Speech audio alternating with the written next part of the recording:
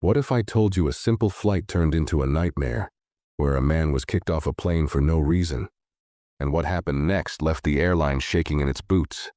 Stick around, because this isn't just a story about one passenger. It's a story about a giant corporation that tried to cover up the truth. And the revenge that followed, it'll leave you speechless.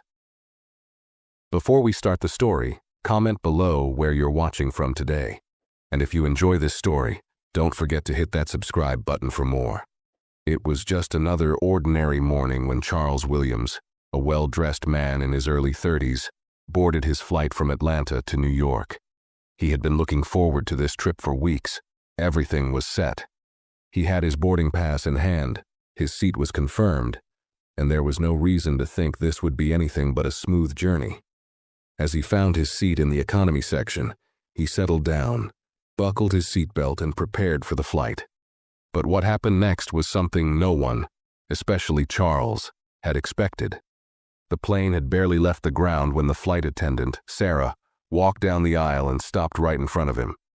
Without a word of greeting, she simply looked at Charles and said, "Sir, you need to move to the back of the plane." Confused, Charles raised an eyebrow. "I'm sorry, what do you mean? I'm in my assigned seat." Sarah's eyes didn't soften.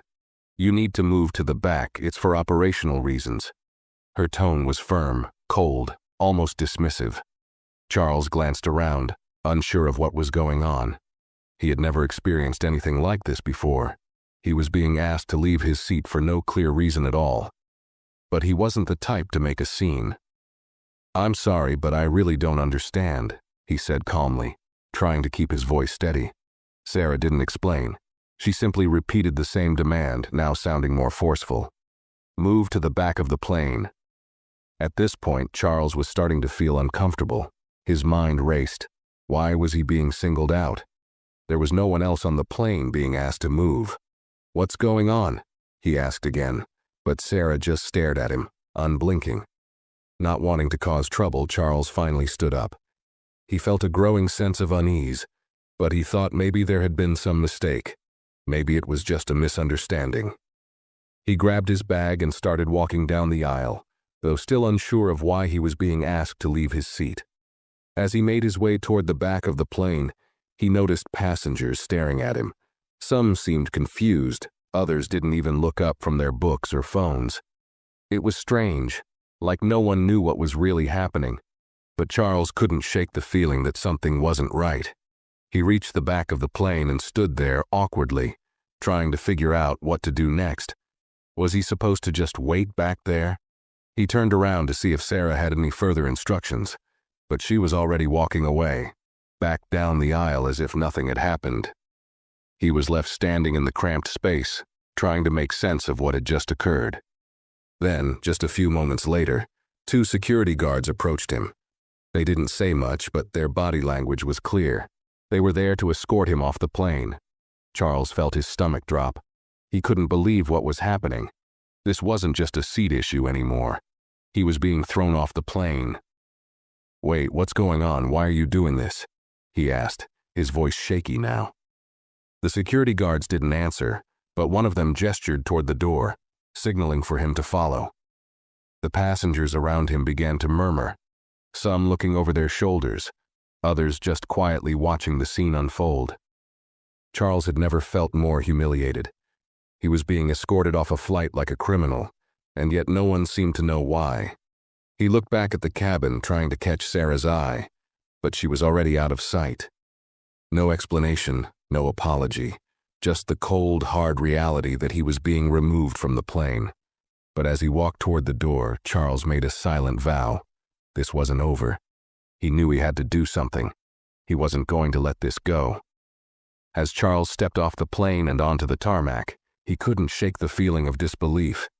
His mind raced with a mix of confusion and anger. How could this happen? He'd done nothing wrong. He was just a paying passenger, following the rules like everyone else. Why had he been singled out? And why hadn't the flight attendant explained anything to him? The questions kept spinning in his head, each one more frustrating than the last. But the most pressing thought was that he couldn't just walk away from this. He couldn't let the airline get away with treating him like this. He pulled out his phone and dialed the number of his lawyer. The phone rang only once before it clicked to voicemail. He hung up, then quickly dialed again. But this time he got an answer. "Charles, what happened?" his lawyer asked, sensing the urgency in his voice. "They kicked me off the plane. They said it was for operational reasons, but no one would explain what that meant. I didn't do anything wrong, but they still made me leave." "It was humiliating," Charles explained, his voice tight with frustration. His lawyer paused for a moment before speaking again. "I'm sorry, Charles. That's unacceptable. But listen, don't do anything hasty. I need you to hold tight. I'll get in touch with the airline right now and see what we can do. We're going to take action, I promise." Charles felt a small sense of relief. His lawyer wasn't the type to back down, and he knew if anyone could make this right, it would be him. But Charles also knew that this was bigger than just him. This wasn't just about getting an apology or a refund. He couldn't let what had happened go unnoticed. This was about standing up for himself, and standing up for everyone who had ever been mistreated or unfairly targeted. He took a deep breath and turned back toward the gate. A couple of ground crew members were watching him, but no one said anything. Charles was starting to feel the weight of the situation settle in. His heart was still pounding, but now it was mixed with a new feeling: resolve. He was determined to make things right, no matter how difficult it was. The moment he walked into the terminal, Charles pulled up the airline's social media pages. He knew the power of the internet. A single tweet could reach thousands, even millions of people in an instant. His fingers hovered over the screen as he thought about what to say. He wanted to make it clear that he wasn't just complaining. This wasn't a petty issue. This was about justice. He typed out a short message, one that he hoped would get the attention of the right people. "Just got kicked off my flight for no reason. This is unacceptable and feels like discrimination. I was treated unfairly. Off airline name, Jack's unjust treatment." He hit send and watched as the tweet was posted. The weight of the words felt heavy, but also empowering. It was a step toward getting the truth out there. Charles didn't know it yet, but that tweet would change everything. Within minutes, Charles began to feel the rush of his tweet gaining traction.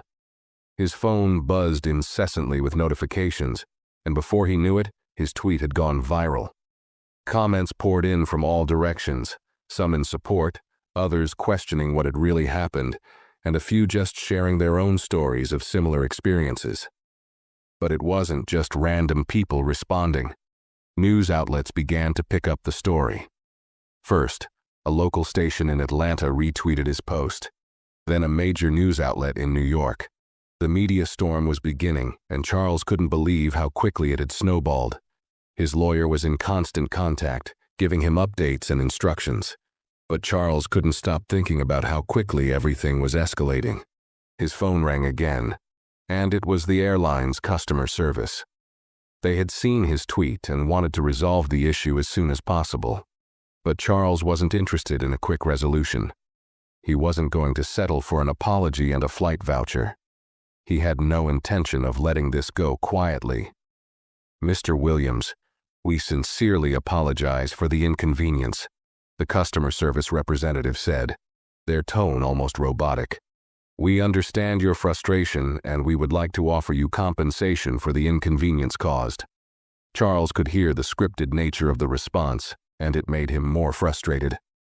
"I don't want compensation," he interrupted. "I want to know why I was removed from the plane. I want to know why I was treated like that. What was the reason? Why was I singled out?" There was a long pause on the other end. Charles could practically hear the representative scrambling for an answer. Finally, they spoke again, but the explanation was vague at best. "We're looking into the matter internally, Mr. Williams. We don't have a full understanding of what happened, but we assure you that we are investigating it." Charles was furious. The more they spoke, the more it felt like they were brushing him off. He wasn't interested in vague reassurances. He wasn't interested in being treated like just another customer complaint. This wasn't about money. It was about respect and justice. "I've already tweeted about this, and the whole world is watching now," he said, his voice growing cold. You'd better do more than investigate. You need to fix this, and I'm not going to stop until I get some real answers." He ended the call and stared at his phone, feeling a mix of satisfaction and determination. The tweet had done exactly what he wanted it to, put the spotlight on the airline. But now, he had a new challenge ahead of him. The attention was only the beginning. He knew that to get real justice, he'd have to fight for it. And he wasn't backing down. In the hours that followed, the backlash against the airline grew. People began sharing their own stories of mistreatment by flight attendants, some with similar experiences, others with different but equally disturbing accounts of being unfairly targeted. The hashtag #unjust treatment was trending nationwide. The story had gone from a personal frustration to a public outcry. But Charles wasn't done yet. He knew that he had to make sure the airline felt the pressure. If he could get enough people involved, enough public scrutiny, he could make them pay attention. Really pay attention. He wasn't going to let them hide behind vague apologies. It was time to turn up the heat. As the day wore on, the media coverage intensified. Charles's tweet had now made its way to national news, and the airline's social media accounts were flooded with angry comments and retweets. Journalists reached out for interviews, wanting to hear Charles's side of the story. It seemed like everyone wanted to know more. He had gone from just a disgruntled passenger to the face of something much bigger, a symbol of people being mistreated and silenced. But with the spotlight shining on him, Charles knew he couldn't stop there. He had the momentum now, and he wasn't about to let it slip away. The airline might be scrambling to save face, but Charles had one more card to play. He'd made his statement on social media, but now it was time to take things to the next level. He had to make sure they understood the full impact of what they had done. Around 5 p.m., Charles received another call, this time from the airline's corporate office. The representative on the other end of the line sounded far more sincere than the previous one. "Mr. Williams, thank you for your patience. I want to apologize again for the situation.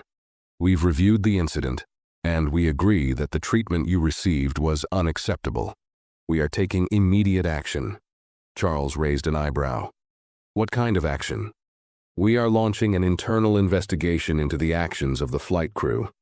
Additionally, the flight attendant involved, Sarah, has been suspended pending the results of the investigation. We'll be in touch with you soon to discuss compensation for your inconvenience." Charles wasn't surprised by the news. He had expected them to say something like that. But the more they spoke, the more he realized it wasn't about the suspension or the compensation.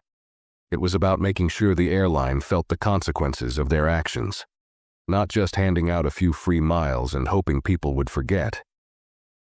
"I don't want compensation. I don't want your miles," he said firmly. "I want accountability. I want to know why this happened and how you plan to prevent it in the future. And I want to make sure this doesn't just get swept under the rug like so many other stories do." There was a pause on the other end of the line. "We understand, Mr. Williams. We will ensure that the situation is fully addressed and that proper actions are taken. We'll be in touch with you within the next 24 hours to discuss the next steps." Charles wasn't satisfied. He knew the airline was trying to save face, but the reality was, this wasn't just about him. It was about everyone who had ever been unfairly treated. He hung up the phone and leaned back in his chair, still processing everything that had happened. It was clear that his tweet had shaken things up, but Charles wasn't done. Not by a long shot. The next morning, Charles received a message that would change everything. A former flight attendant had reached out to him privately, claiming to have information that would expose even more about the airline's practices. The message was simple, but its implications were huge. "They've done this before. You're not the first." Charles read the message twice, trying to absorb its meaning. He had known something wasn't right with the way he was treated, but now it seemed there was a pattern of behavior. This wasn't an isolated incident. He had stumbled upon something bigger, something the airline didn't want the public to know. With this new information, Charles knew he couldn't back down now. The fight was far from over. In fact, it was just beginning. Charles sat quietly, staring at the message for a long moment, his mind racing. They've done this before. You're not the first. The words echoed in his head, each one making the situation feel even more sinister. His instinct was to reach out immediately to the former flight attendant who had sent the message, but he knew he needed to be careful. This wasn't just a personal fight anymore. It had become something bigger. He picked up his phone and called his lawyer. "I need you to listen to this," Charles said as soon as the call was answered, his voice low and serious. After a quick explanation of the message, he sent it over to his lawyer. There was a tense silence on the other end before his lawyer spoke again, his tone now heavy with concern.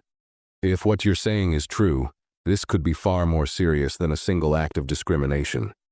We might be dealing with a systemic issue at the airline. We need to dig deeper." Charles felt a chill run down his spine. He hadn't considered the possibility that this wasn't just an isolated incident. If there were others like him, people who had been unfairly targeted or mistreated, then he had a chance to expose a real problem. He felt a fire reignite inside him. This wasn't just about a tweet anymore. This was about exposing the truth. That evening, Charles arranged a meeting with the former flight attendant who had reached out. They met at a cafe in a quiet part of town. The woman, whose name was Lisa, looked nervous. She was in her late 20s, and her hands fidgeted as she took a sip of her coffee. It was clear that she had hesitated before reaching out, but now that she was here, there was a sense of urgency in her eyes. "I wasn't sure if I should contact you at first," Lisa began, her voice shaky. "But after I saw what happened to you, I knew I had to. The thing is, this isn't the first time something like this has happened. The airline has a history of discriminating against certain passengers. It's not just isolated to you. And it's not just about race, it's about certain people being treated differently because of who they are." Charles leaned forward, his mind already processing what she was saying. "How do you know this? What's really going on?" Lisa looked around the cafe, making sure no one was paying attention to them. She lowered her voice. "I used to work for the airline. I've seen it firsthand. Passengers, particularly people of color, are often singled out for minor issues that don't apply to everyone. It's like the staff is trained to be suspicious of certain types of passengers, even when there's no reason for it."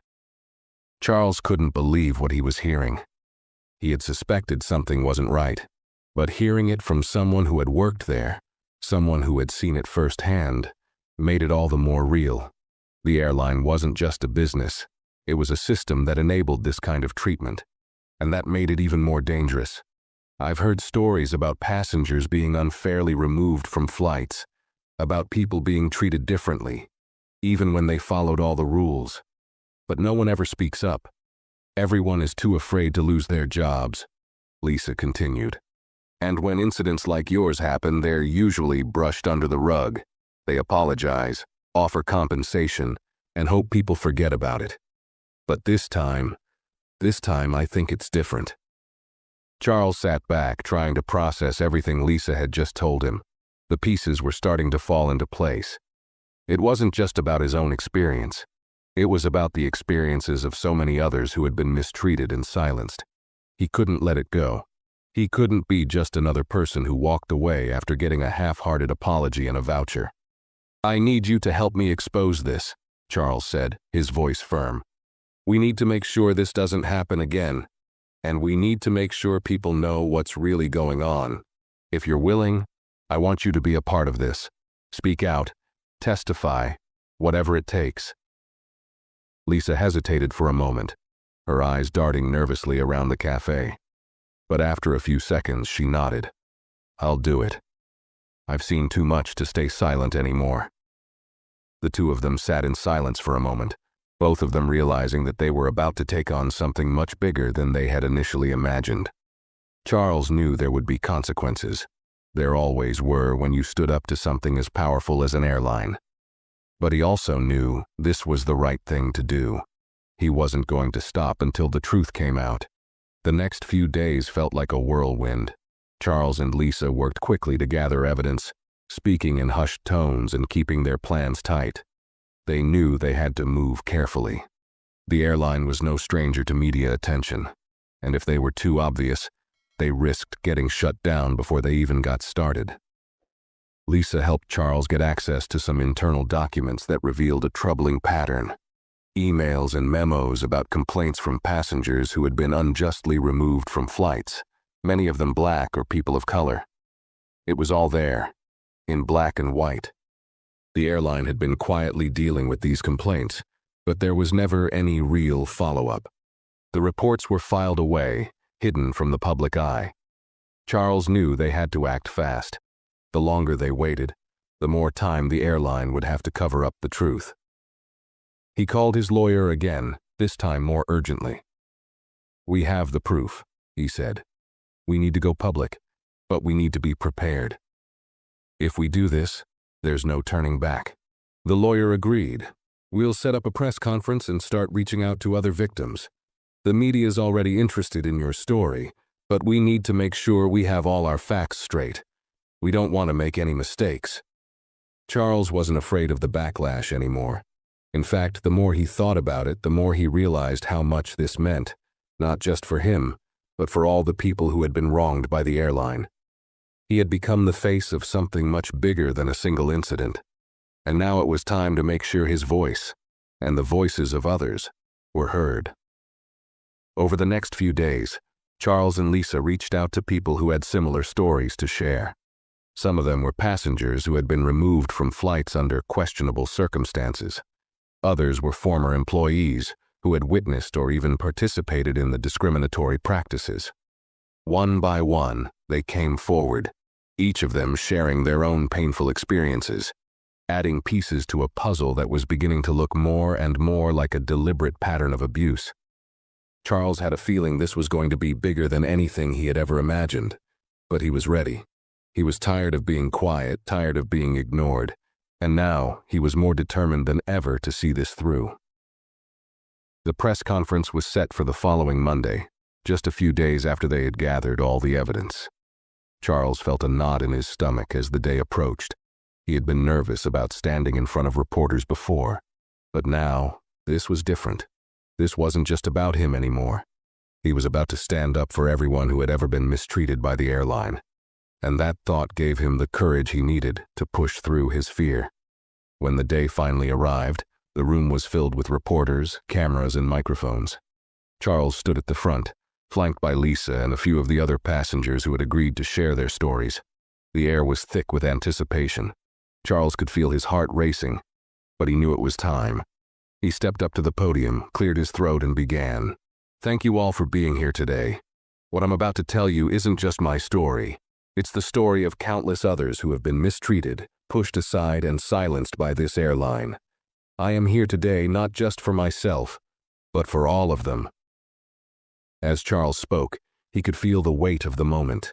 His words were steady, but filled with the passion and determination that had been building inside him for days. He didn't just want to expose the airline. He wanted to make sure they paid for what they had done. He talked about his experience, about how he had been unjustly removed from his seat without explanation. But he also talked about the bigger picture, the pattern of discriminatory behavior that had been quietly allowed to persist for far too long. As he spoke, Lisa shared her own story, detailing the internal practices she had witnessed while working for the airline. She talked about how employees had been instructed to target certain passengers, to report minor infractions, and to make sure those passengers didn't rock the boat. It wasn't just a few rogue individuals. This was a systemic issue that had been allowed to fester under the surface. The room was silent as they spoke, reporters scribbling down notes, cameras flashing. Charles could see the shock on their faces, but it wasn't just surprise. It was anger. People had been turning a blind eye to this for years, but now the truth was out in the open. There was no denying it. When the press conference ended, Charles felt a sense of relief. The truth was finally out there. But he knew this was only the beginning. The real battle had just begun. The airline would do everything in its power to cover up the damage, to spin the story in their favor. But Charles wasn't going to let them. He was in this for the long haul, and he was ready to take on whatever came next. The aftermath of the press conference was swift, and the effects were immediate. Within hours, the airline's public relations team scrambled to issue a statement, but it was clear from their words that they were trying to downplay the situation. "We regret the recent misunderstanding and are committed to resolving this matter. Our goal is to provide all passengers with the best experience possible," the statement read, completely ignoring the deeper issues Charles had revealed. It didn't take long for social media to pick up on the airline's weak response. Hashtags like discrimination, exposed, and airline fail began trending, as thousands of people online shared their opinions about what they had just learned. The airline tried to put out a few fires, but it was clear that their attempts were half-hearted at best. People weren't buying the narrative they were trying to sell. Charles, however, wasn't letting up. The media coverage was still building, and the public's outrage was growing by the hour. News outlets were running follow-up stories, digging deeper into the practices of the airline, and reaching out to even more former employees and passengers who had been mistreated. Some had already come forward on their own. Others were now contacting Charles directly, eager to share their stories. Each new account painted a darker picture of the airline's operations. As the weeks went on, the airline's attempts to quell the storm grew more desperate. They released another statement claiming they had retrained their staff, but this only sparked further outrage.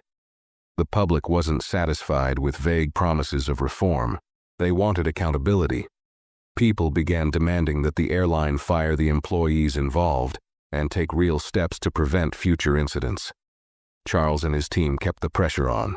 They set up interviews with major networks, gave statements to newspapers, and pushed for a full investigation. It became clear that the public wasn't going to let the airline sweep this under the rug. More whistleblowers came forward, and the evidence kept piling up. Charles's fight had become a national conversation about corporate responsibility and discrimination in the airline industry. At one point, Charles received a phone call from a prominent journalist who had been covering the story. "We've got your back," the journalist said. "This is huge. People are calling for a boycott. There's talk of a congressional hearing into the airline's practices. You've got the power to bring this company to its knees." The thought made Charles pause for a moment. He had never imagined his actions would lead to something like this. At first, he had just wanted answers for himself. He'd never dreamed he'd be part of something so much bigger. But now, as he heard the reporter's words, he realized that the battle was far from over. If anything, it was just starting. But even with all the support and the growing momentum, Charles knew that they still needed more. The airline was powerful, and they weren't going to give up their profits without a fight. Charles had to find a way to make sure they couldn't escape the consequences. It wasn't just about making noise. It was about ensuring real, lasting change. Then, just as things began to heat up, he received an unexpected call from an unknown number. He answered hesitantly, and the voice on the other end was familiar. The voice of Sarah, the flight attendant who had kicked him off the plane that day. "Mr. Williams, it's Sarah. I know you probably don't want to talk to me, but I need you to hear me out," she said, her voice soft, almost pleading. Charles didn't know what to think. The last thing he expected was for Sarah to reach out to him. After everything that had happened, after all the accusations, why would she contact him now? Was she trying to save herself? "I'm listening," Charles said, his tone guarded. I just wanted to say I'm sorry," Sarah said. There was a long pause. "I didn't agree with what happened that day, but I didn't feel like I had a choice. They pressured me, and I was afraid of losing my job." Charles felt a wave of disbelief wash over him. She was apologizing? After everything that had gone down? He had heard stories about employees being forced to follow orders, but this was the first time someone had admitted it to him. It was a strange moment. His anger didn't fade, but there was something humanizing about the admission. "I don't expect you to forgive me, but I wanted you to know that I'm not proud of what I did," she continued. "I don't want to be part of that system anymore. I just wanted to tell you that." There was a brief silence before Charles spoke again. "I don't know what to say, but I appreciate you reaching out. As he hung up the phone, Charles couldn't help but feel a sense of closure. The apology didn't erase what had happened, but it was the first real acknowledgement of the wrong that had been done. It was a small step, but it was something, and with that, Charles knew. He couldn't stop now. The fight wasn't over, but he had more fuel than ever to push forward. The airline had underestimated him, thinking they could silence his voice. They were wrong, and now he had the support, the truth, and the momentum to see this through to the end. The story of Charles and the airline had become impossible to ignore. Every day, new developments made headlines, and public opinion was turning against the company faster than anyone could have predicted. But despite the mounting pressure, the airline's executives were still trying to spin the narrative. They issued more statements, promising reforms and claiming that they were committed to better training for their staff. But it was too little, too late. The public had seen the cracks in their story. People weren't satisfied with empty promises. They wanted action. Charles knew the battle was far from over, and with each passing day, the stakes got higher. It wasn't just about his own experience anymore. It was about making sure the airline paid for its systemic issues. If the company was going to change, it needed to be held accountable, not just in the court of public opinion, but in the courts of law. Charles and his lawyer began preparing a lawsuit. They had enough evidence now to take things to the next level. But just as they were ready to file, another unexpected twist came their way. One morning, Charles received an email from an anonymous source, someone claiming to be a former high-level employee at the airline. The subject line was simple: "You need to see this." The email contained an attachment, a series of emails between senior managers and flight crew members, discussing strategies on how to handle difficult passengers. As Charles skimmed through the messages, his stomach sank. They weren't just talking about difficult passengers. They were specifically discussing how to handle passengers of color. The emails detailed methods to deal with what they referred to as problematic customers, and gave instructions to be extra vigilant when certain individuals boarded flights. The language was coded, but the meaning was clear. It was systemic racism, disguised as customer service protocol. Charles felt his blood run cold. This was the smoking gun he had been looking for. These weren't just a few isolated incidents. This was a company-wide practice that had been allowed to persist for years. He forwarded the emails to his lawyer, and they immediately began working on their legal strategy. The plan was to make this information public, but they needed to be strategic about it. If they went too fast, they risked giving the airline a chance to bury the story. Charles wanted the world to see the truth, every detail, every document. He knew the power of public opinion, but he also knew that the courts would be the final battleground. Within the next few days, Charles and his team set up a press conference to release the emails. They were ready to blow the lid off this entire operation. The media was already following the story closely, and now they had the evidence to back it up. The night before the conference, Charles barely slept. His mind raced with thoughts of what was about to unfold. He knew the pressure was mounting, but he also felt more certain than ever that this was the right thing to do. This wasn't just about him anymore. It was about every passenger who had been unjustly treated by this airline, and every employee who had been forced to cover up the truth. The day of the press conference arrived, and as Charles stood in front of the podium, he could feel the weight of the moment pressing down on him. Cameras flashed, reporters eagerly awaited their chance to ask questions, and Charles took a deep breath before speaking. "Thank you all for coming," he began, his voice steady but filled with conviction. "What I'm about to show you is not just about one incident on one flight.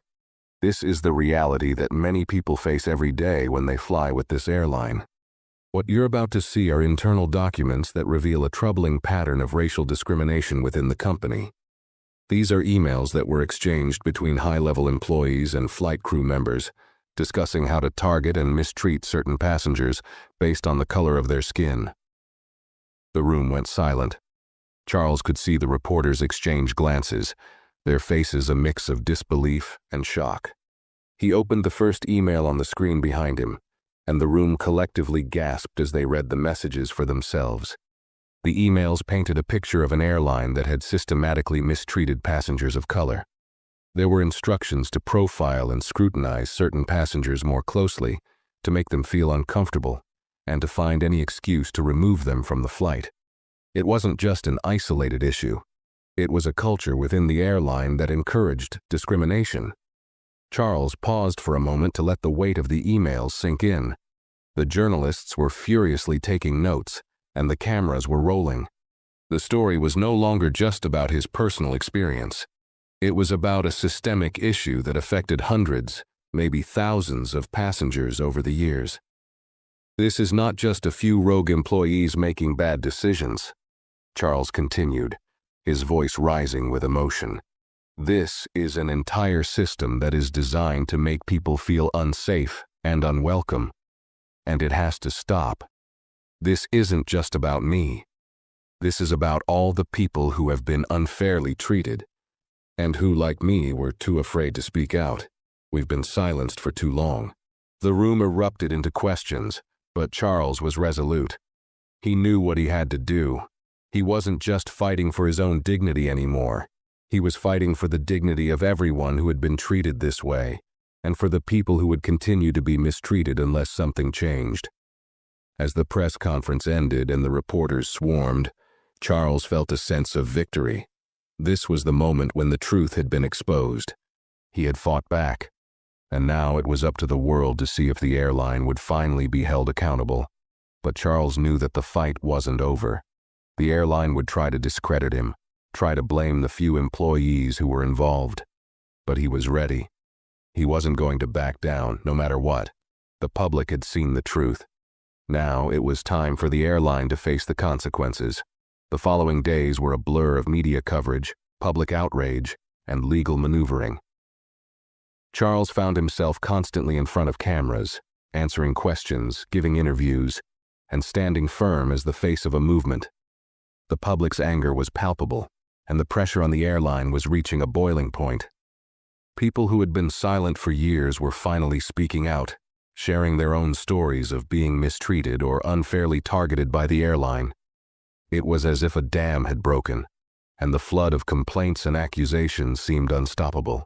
The airline's top executives were desperately trying to control the narrative, but they were struggling. They issued yet another apology, this time pledging to restructure their policies and offer sensitivity training to their employees. But Charles wasn't fooled. He had seen enough to know that these weren't just isolated incidents. They were part of a larger, deeply ingrained issue.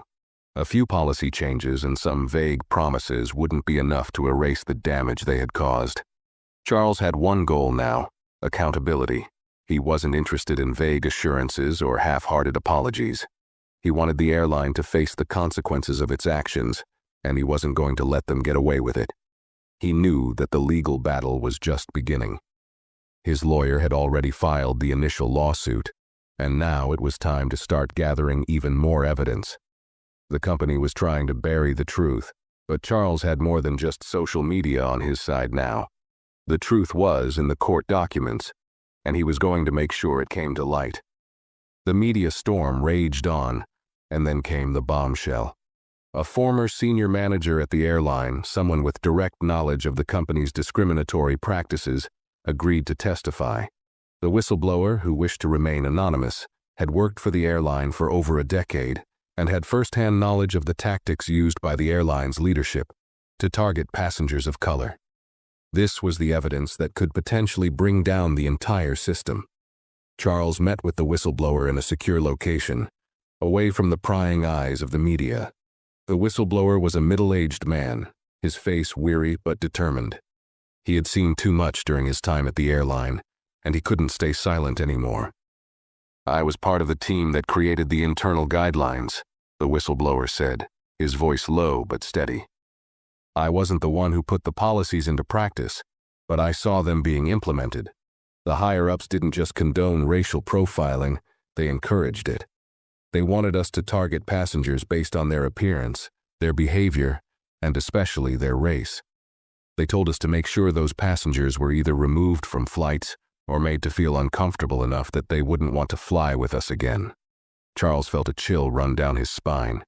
He had suspected that this wasn't just a few rogue employees acting on their own, but hearing it from someone who had been directly involved was another thing entirely. This was a coordinated effort, a culture within the airline that had been allowed to flourish for years. The whistleblower continued. Every time there was a complaint about a passenger, no matter how minor it was flagged, if they were a person of color, it was almost automatically assumed that they were the problem. We were told to keep an eye on them, report any infractions, and if necessary, get them removed from the flight. It didn't matter if the complaint was legitimate or not. It was all about making the customers who fit a certain profile feel unwelcome. Charles felt sick, but at the same time he knew that this was the breakthrough they needed. The evidence was damning, and now they had someone who could back up everything he had been saying all along. The whistleblower's testimony would be a game changer. It wasn't just Charles's word against the airlines anymore. Now they had an insider, someone who had been part of the system and had witnessed it firsthand. With this new information, Charles's team quickly filed an amended lawsuit, including the whistleblower's testimony. They also reached out to more media outlets, ensuring that this new development was shared with the world. The press conference was set for the following week, and Charles knew that this would be the turning point. As the media picked up on the new information, the backlash against the airline intensified. Protests began to break out at airports across the country, with passengers demanding change and holding signs calling for the company to be held accountable. Social media exploded once again, and this time, the hashtag number "No More Discrimination" was trending worldwide. The airline, meanwhile, was scrambling. They had no idea how to respond to the mounting pressure. The CEO held a press conference, trying to downplay the allegations, but it was clear that the damage had been done. The public wasn't buying the company's claims of reform. They wanted action, and they wanted it now. Charles, though, remained focused. He knew that this was the critical moment. He couldn't afford to let up. He had already come this far, and he wasn't going to stop until the airline was forced to face the full extent of its actions. He was no longer just a passenger fighting for his rights. He was now the leader of a movement, one that was fighting for justice, for accountability, and for the millions of people who had been silenced for too long. The real battle was just beginning. The momentum Charles had built seemed unstoppable. Each day brought more people into the fold, victims of the airline's discriminatory practices, former employees, and even passengers who had previously been too afraid to speak out. The more people shared their stories, the more it became clear. This wasn't just an isolated problem, and it wasn't going to go away quietly. As Charles prepared for the next wave of legal action, the tension was palpable. The airline, now fighting to keep its reputation intact, was doing everything it could to undermine the public's perception of the case.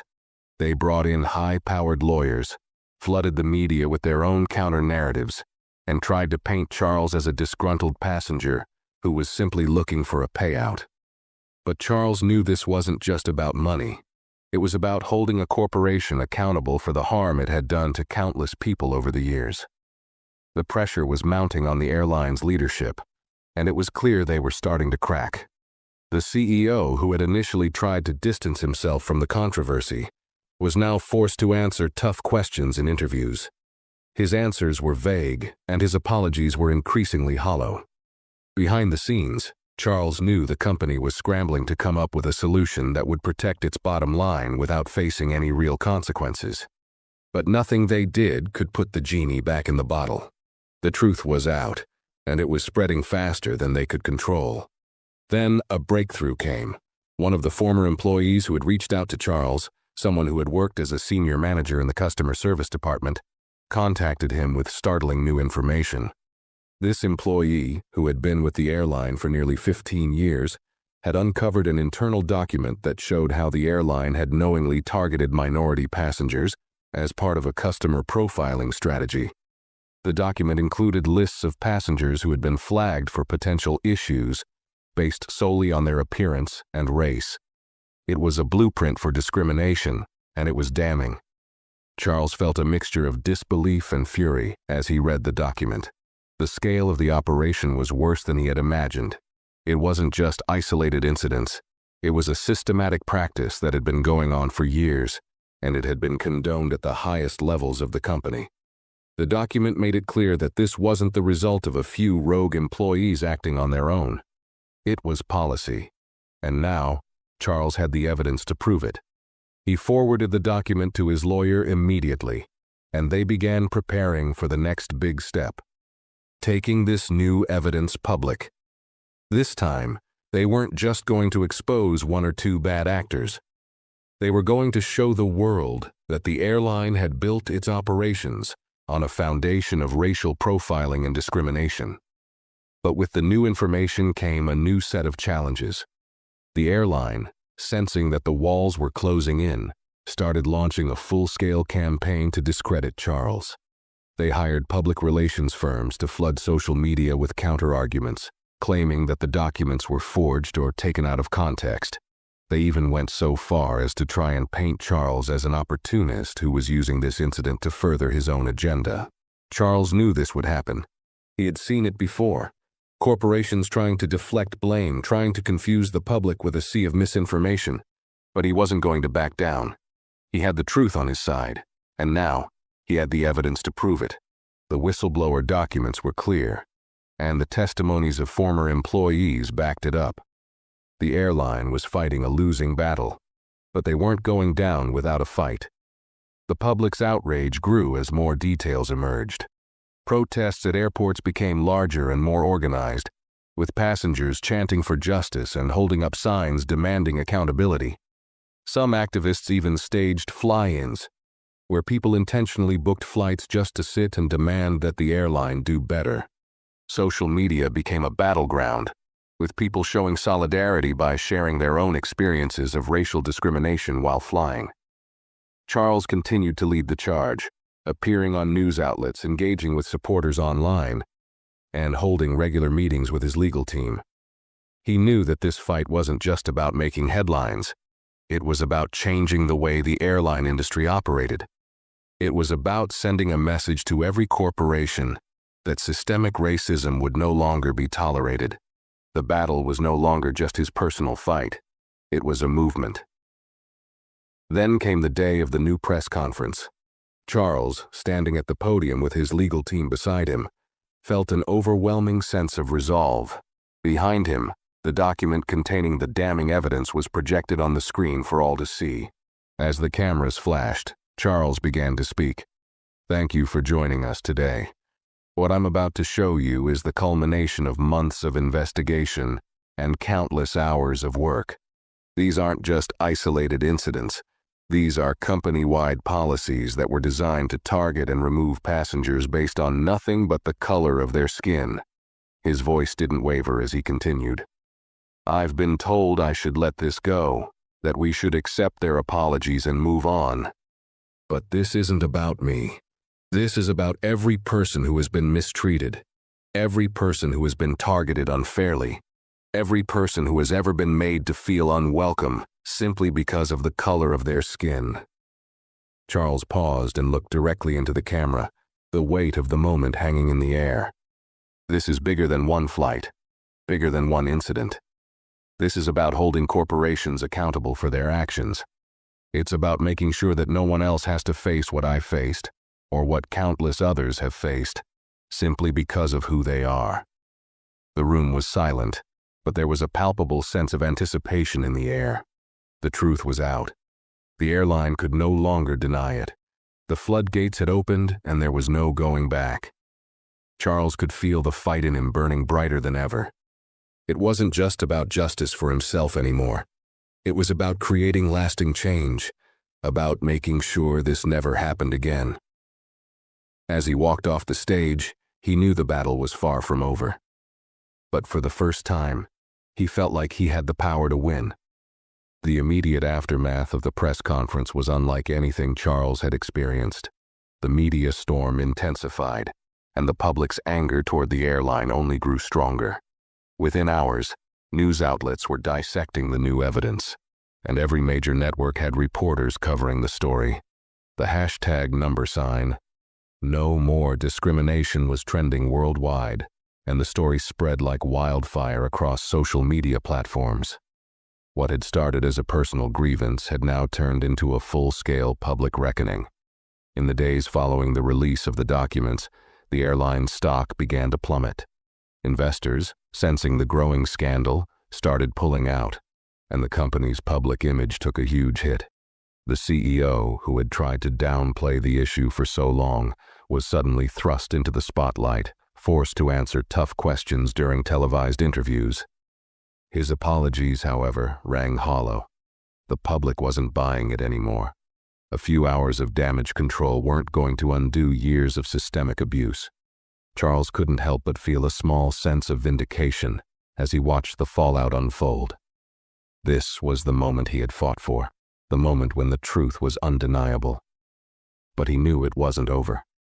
The airline still had deep pockets and powerful connections, and they weren't going to go down without a fight. Charles also knew that his real battle was in the courts. The evidence was there, but he needed to make sure that the airline faced the full consequences of their actions. As his legal team worked tirelessly to build the case, Charles remained in the public eye. He gave more interviews, met with civil rights leaders, and continued to press for real, lasting change within the airline industry. He wasn't just fighting for his own justice anymore.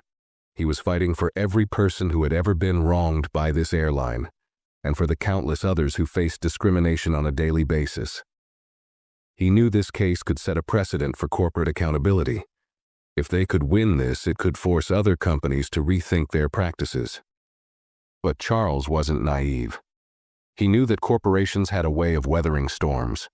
The airline would fight tooth and nail to protect its profits and its reputation.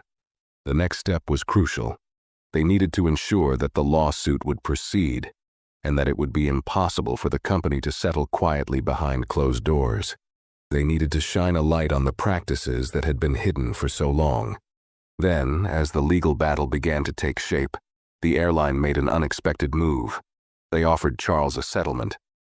The terms of the settlement weren't public at first, but Charles was immediately suspicious. It wasn't just money they were offering. It was a chance to make this all go away without going to trial. They promised him compensation, an apology from the CEO, and even some promises of future reform. But Charles wasn't interested in a payout. He didn't need their money, and he certainly didn't need their empty promises. When the offer came through, Charles was taken aback. He had expected them to dig in their heels to try and discredit him even further. But this was different. This was the company trying to take control of the narrative. They knew that if the case went to trial, the public would see the full extent of their wrongdoing. The internal documents, the testimonies from employees, the public outcry, all of it would be exposed, and there was no telling what further consequences the airline might face. Charles discussed the offer with his lawyer and the other activists supporting him. It wasn't an easy decision. The settlement would offer him a chance to move on with his life, and it would provide some much-needed resources to the legal team and the organizations that had supported him. But Charles wasn't in this for personal gain. He knew that taking the settlement could close the door on the larger issue at hand, the issue of systemic racism within the airline industry. In the end, Charles made his decision. He rejected the settlement. "I didn't start this fight for money," Charles said in a public statement. "I started this because what happened to me, and what continues to happen to others, is wrong. And I'm not going to let them buy their way out of it." His rejection of the settlement sent shockwaves through the media. The airline's desperate attempt to make the whole thing go away had backfired, and now the case was destined for trial. Charles felt a surge of determination as he made his decision public. The fight wasn't over. In fact, it was only just beginning. With the rejection of the settlement, the case entered a new phase. The court dates were set, and Charles, along with his legal team, prepared for the battle ahead. They knew the stakes were high. If they won, it wouldn't just be a personal victory. It would be a landmark moment for corporate accountability, especially in the airline industry. But if they lost, it could send a chilling message that corporations could get away with systemic discrimination and exploitation, no matter how much evidence was presented. Charles wasn't going to let that happen. He doubled down on his commitment to the cause, speaking out even more fervently, rallying support from the public and other advocacy groups.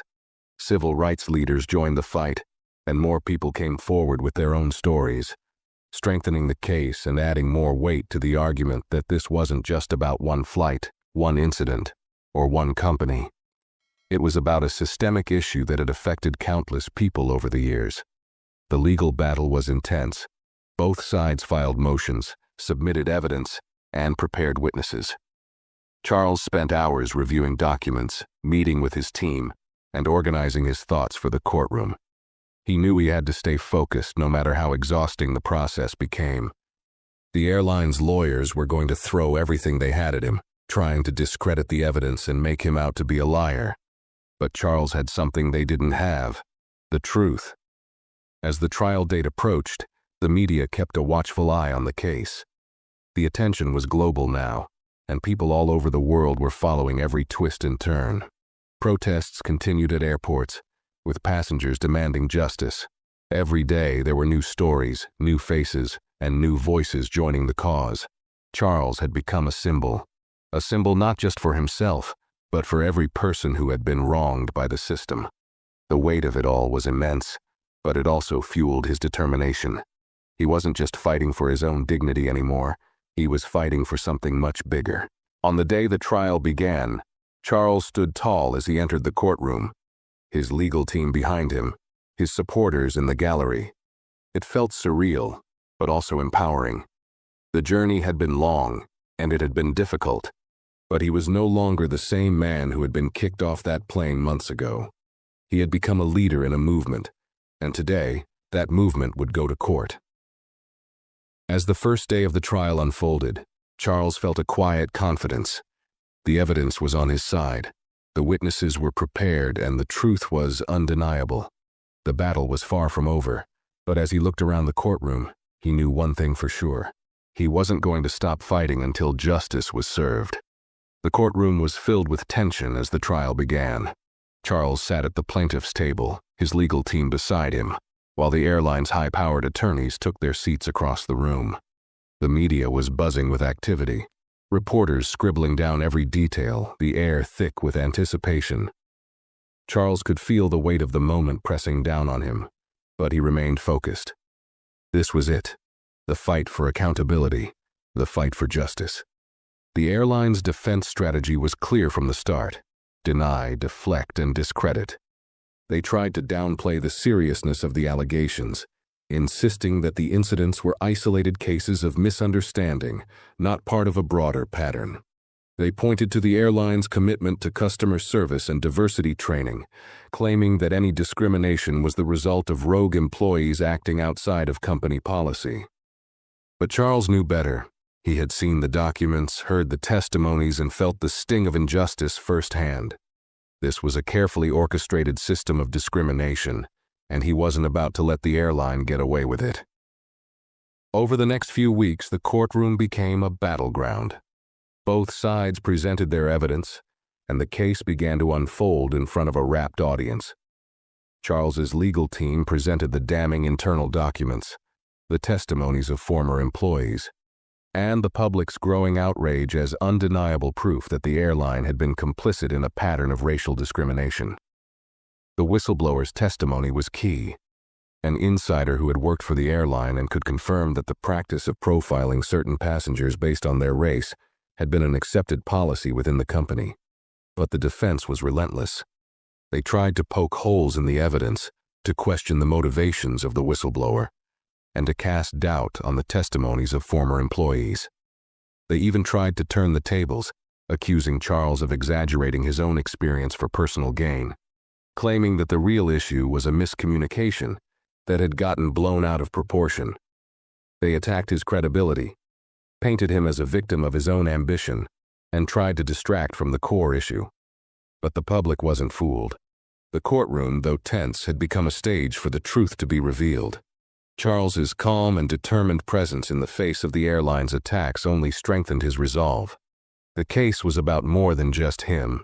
It was about exposing a culture of discrimination that had been allowed to thrive for far too long. The pressure on the airline was mounting, and Charles knew it was only a matter of time before the truth came crashing down. After weeks of back-and-forth arguments, cross-examinations, and intense media scrutiny, the trial finally reached its climax.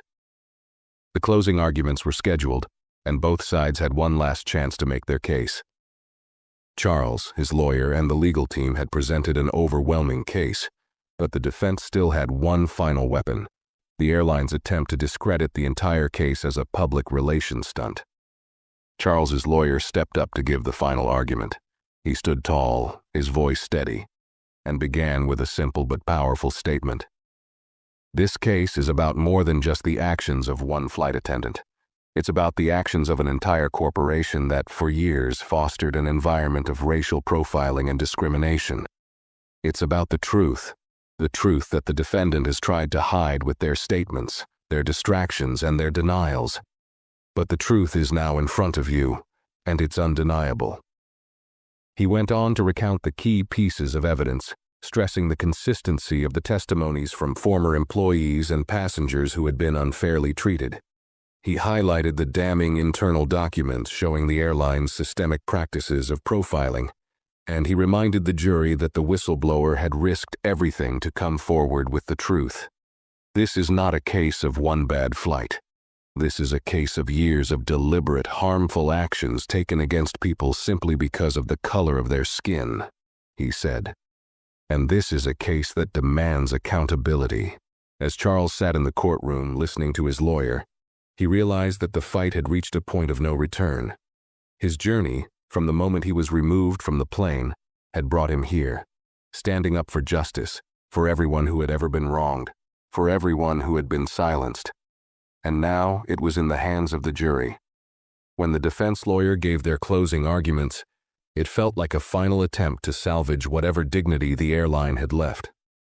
They argued that the airline had acted swiftly to address the situation, suspended the flight attendant, and pledged reforms. But they couldn't deny the weight of the evidence or the public outcry. The jury could see it. The airline's actions weren't just an accident. They were the result of an entrenched culture of discrimination. The jury deliberated for just under 2 days. When they finally returned to the courtroom, the tension was unbearable. Charles could feel his heart racing as the foreman stood and read the verdict aloud. We find the defendant, XYZ Airlines, guilty of systematic racial discrimination. The airline is hereby ordered to pay punitive damages and undergo an independent review of its policies and practices, including mandatory sensitivity training for all employees at all levels. The room erupted into a mix of gasps and applause. Charles felt a wave of relief wash over him, but he also knew this was only part of the battle. The win in court was monumental, but the fight for change was ongoing. The verdict wasn't just a victory for him, it was a victory for every person who had been mistreated, for every passenger who had been unjustly targeted, for every employee who had witnessed the injustice but was too afraid to speak out. In the days following the verdict, the media continued to cover the aftermath of the trial. The airline, stunned by the loss, issued a public apology, vowing to implement the court's recommendations and make significant changes to its policies. But many critics were skeptical. They knew that true change couldn't be forced through a statement or a few reforms. It had to come from within. Charles, though, wasn't concerned with the airline's words. He had achieved his goal. The truth had been exposed, and the public had seen the extent of the wrongdoing. The airline was now forced to confront the consequences of its actions, and that alone was a victory. But Charles also knew that the work wasn't done. There would be no end to the fight until real, lasting change had been made across the industry. He wasn't going to let up, not now. A few months later, Charles was invited to speak at a major civil rights conference. He stood before a packed audience sharing his journey, from the moment he was kicked off that flight to the courtroom where he had faced down a corporate giant. He spoke not just about his own experiences, but about the collective power of those who stand together to demand justice. This victory is not just mine, he said. It's ours. It's the victory of every person who has ever been unfairly treated, of every person who has been silenced and ignored. This is what happens when we refuse to stay quiet, when we refuse to accept the status quo. The room erupted in applause, and in that moment Charles knew that his fight had been worth it. The movement he had sparked wasn't over. It was just beginning. And as the crowd stood and cheered, Charles felt a sense of peace. He had fought for justice, he had fought for change, and he had won. If you enjoyed this story, make sure to hit the like button and share your thoughts in the comments below. Don't forget to subscribe to the channel for more videos like this. Thanks for watching, and I'll see you in the next one.